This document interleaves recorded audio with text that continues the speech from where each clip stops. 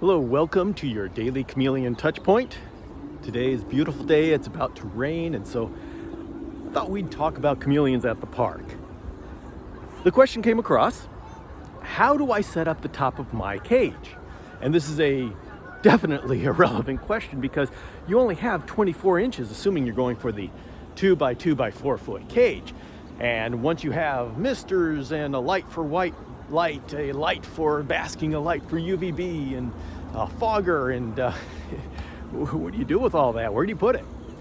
Well, I'm going to give you one cage top configuration that works for me, that I use this a lot, and so really all you need is one. Hello, friend. You want to talk about setting up a chameleon cage? Would you like to hear the good news of chameleonology? Oh, they're listening. Well, let me tell you about chameleons. So to set up this cage, what I'm going to do is I'm going to put my misting nozzles right up as far close to the front as possible, whether it's in the corner or along the front frame, depending upon the mounting hardware you have. That'll take up 2 inches.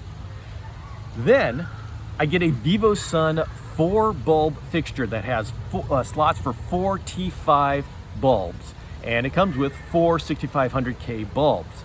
That takes up 14 inches and gives me a lot of light.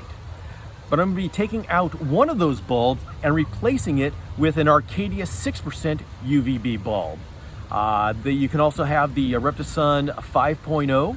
That'll work as well. Just don't go up to the 12% or the 10.0 because that is way too much UVB right in that top basking area. Once you have that, that's 14 inches plus 2 inches, 16 inches. We now have 8 inches left.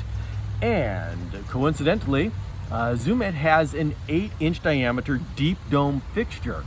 Fits perfectly in the back right corner. And what this deep dome fixture is it raises the bulb up above the surface of the cage, and that gives you a couple of inches to where that bulb can get rid of all of that excessively hot energy that can burn your chameleon. And so it's a perfect fixture for us chameleon people. That leaves the back left area that you can put in your fogger hoses or your dripper. And so you can have the back left be your hydration area, the back right be your heating area. You want to have all of your plants in the area away from the heating corner. So on the left side, it's going to be a bunch of plants where you get the hydration and the place where the chameleon can hide. And then on the right hand side, that's the open basking area where the chameleon can get the heat, can get the UVB. And so that just sets your cage up in a way that makes sense.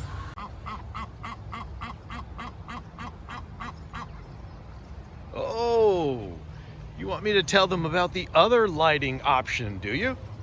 So what my fine feathered friend was talking about is that if you don't want to use up those 14 inches of space, there is a way, it's more expensive, but there is a way to lessen how much space you use, and that's to use the Arcadia Jungle Dawn LED bar. And this is a bright LED bar that used in conjunction with the ProT5 UVB fixture. Once again, use the 6%, and they actually hook together. So it's very convenient, and this saves a lot of space. A little bit more expensive, but certainly effective. Now, so once you got that top set up, you've got to coordinate the inside. So you've got to make sure that your basking branch goes under the UVB bulb. So you make sure you get that UVB energy, and then that you have a basking branch that goes under the basking bulb so the chameleon can get a hold of that heat. So just make sure that the inside of your cage makes use of what's on top of your cage. Well, it was a lot of fun having you here with me in my walk in the park and talking about chameleons. If you liked what you saw on top of the cage, I put some links in the description so you can find the same equipment that I used. Other than that, hit like, subscribe, and all those other good things that lets YouTube know that this is a good place to send chameleon people. And I'll see you tomorrow.